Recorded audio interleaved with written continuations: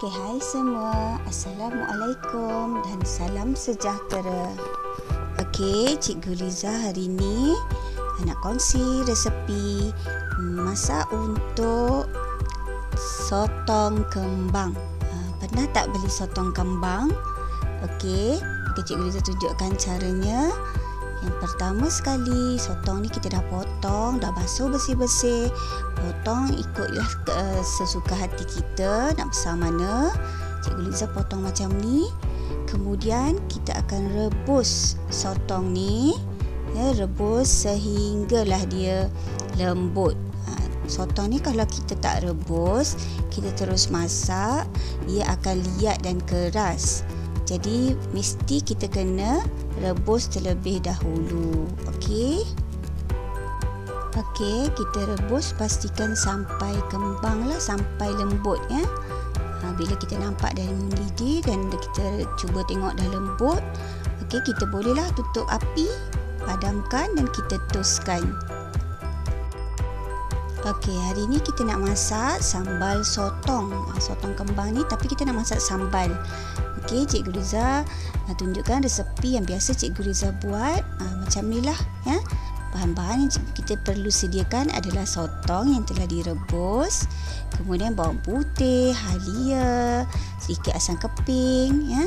Kemudian bawang besar dan juga perasa dan juga garam. Okey.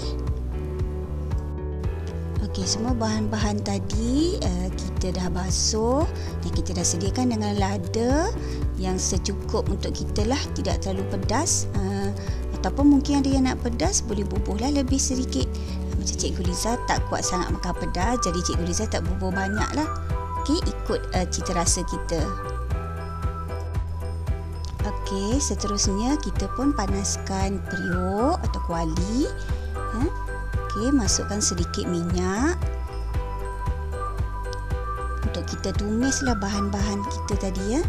Okey, kita mulakan dulu, kita masukkan bawang putih. Kemudian masukkan sikit bawang merah kecil yang telah kita hiris kecil-kecil untuk kita tumis sehingga naik bau. Masukkan juga halia supaya berbau harum lah. Dan halia ni sebenarnya bagus untuk menghilangkan hanyir. Okey. Jadi bila kita dah tumis, dah sampai naik bau tu, masukkan pula lada tadi, lada yang telah kita kisar. Okey, dan kacau. Okey.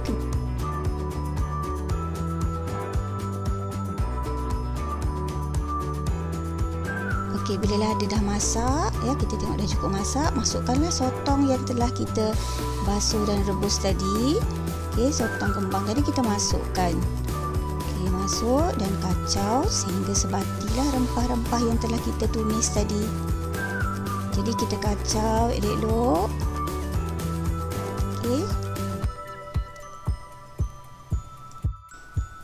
Okey, bila kita dah kacau ya, kita tengok dah sebati ya, sampai pastikanlah sampai kita rasa semua dah masak, dah sedap mata memandang, kita pun masukkan bawang besar yang telah kita potong dan hiris tadi.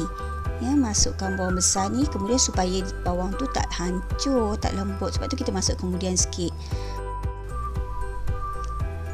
Okey, kacau. Ya, kita kacau lah sehingga rata. Okey, dan selepas tu kita pun boleh masukkan garam secukup rasa, mengikut rasa yang kita selera lah. Mungkin ada yang kuat masin, Cikgu Liza tak kuat masin, jadi tak bubuh banyak sangat. Okey, bubuh sedikit perasa ya, perasa Ajinomoto untuk menambahkan perisa sedapnya masakan. Okey, biasa garam Cikgu Liza bubuh kemudian sebab orang kata supaya tidak menghilangkan zat garam tersebut. Okey, jadi kita bubuh kemudian sikit. Okey, seterusnya kita masukkan sedikit air supaya dia nampak berkuah sedikit lah.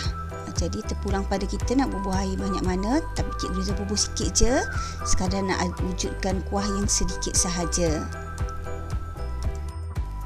Okey, dan kita masukkan asam keping yang telah dibasuh, ya. Serta Cikgu Liza masukkan sos, ya. Masukkan sos cili sos Maggi untuk menyedapkan rasa, supaya ada rasa manis. Jadi kita letakkan sedikit sos cili, ya, cili sos Maggi. Okey. Kemudian kacau. Okey, nampaknya sambal sotong kita dah hampir masak.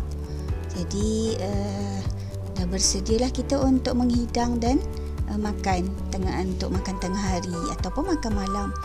Okey, tapi untuk sedapkan sikit rasa, ya, dah hujung-hujung ni Cikgu Liza masukkan sedikit gula. Cikgu Liza guna gula perang yang tidak rasanya terlalu manis. Jadi kita masukkan sedikit gula perang, hanya sekadar nak bagi rasa sikit je manis tu. Okey. Okey, itu saja untuk masakan sambal sotong daripada Cikgu Liza, sotong kembang. Okey, semoga dapat dikongsi bersama. Okey, bye. Jumpa lagi. Assalamualaikum.